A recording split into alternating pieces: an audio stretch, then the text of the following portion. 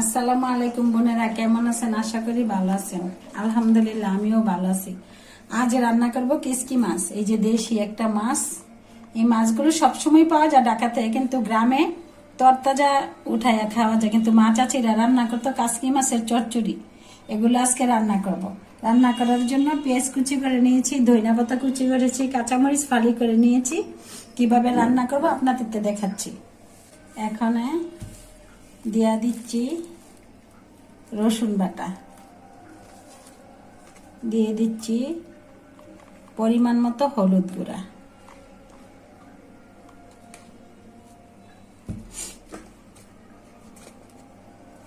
দিয়ে দিচ্ছি লাল মরিচের গুঁড়া। আর চচ্চড়িটা একটু জাল জাল হলেই ভালো লাগে।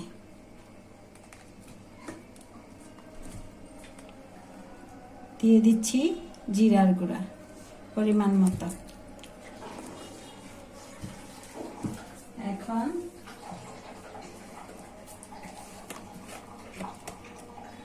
হালকা একটু তেল দিয়া এটারে মাখাই নিতেছি।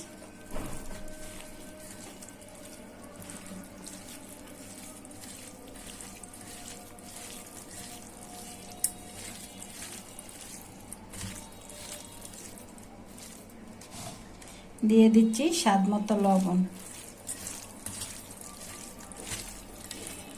আর এই মাছটা মাখায় রান্না করলে অন্যরকম একটা স্বাদ লাগে।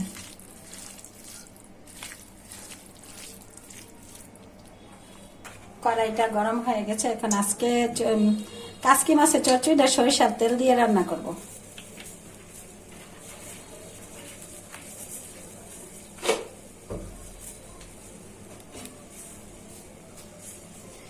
সরিষার তেল দিয়ে চচ্চড়িটা করলে অন্যরকম একটা স্বাদ হয়।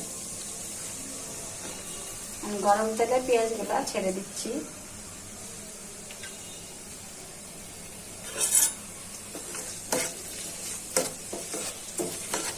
আর সরিষার তেল দিয়ে রান্না করলে একটু ঝাঁজ আসে, অন্যরকম একটা টেস্ট লাগে কাসকি মাছের চচ্চড়িটা।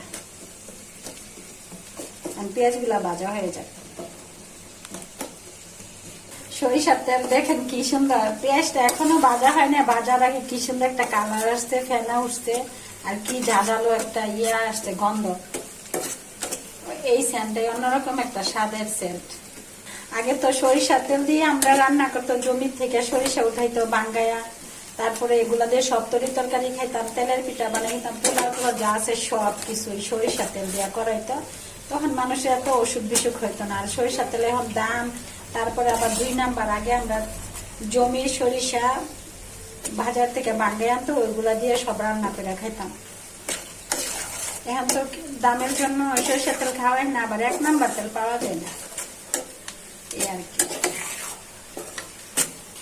পেঁয়াজটা ভাজা হয়ে গেছে। এখন মাখানো কাসকি মাছটা গরম তেলে ছেড়ে দিচ্ছি।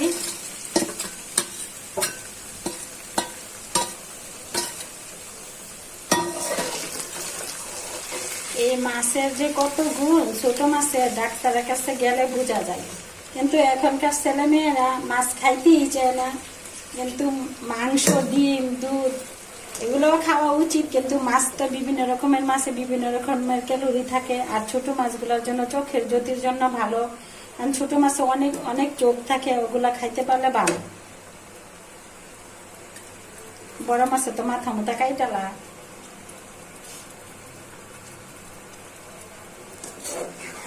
এখন উল্টে পাল্টে মাছটাকে রান্না করে নিব।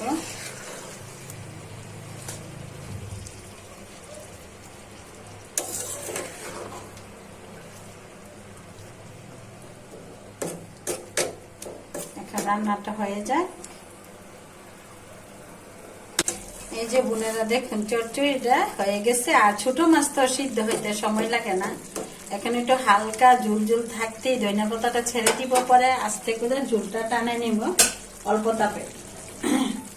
এখানে ফালি করা কাঁচামরিচ গুলো দিয়ে দিচ্ছি, তারপরে ধনিয়া পাতা ছিটাই দিলাম। এখন বোনেরা আমাকে সাবস্ক্রাইব করে উৎসাহিত করবেন। বোনেরা ভালো থাকবেন, সুস্থ থাকবেন, আমার ভিডিওগুলো বেশি বেশি দেখবেন, লাইক করবেন, শেয়ার করবেন। আল্লাহ হাফেজ।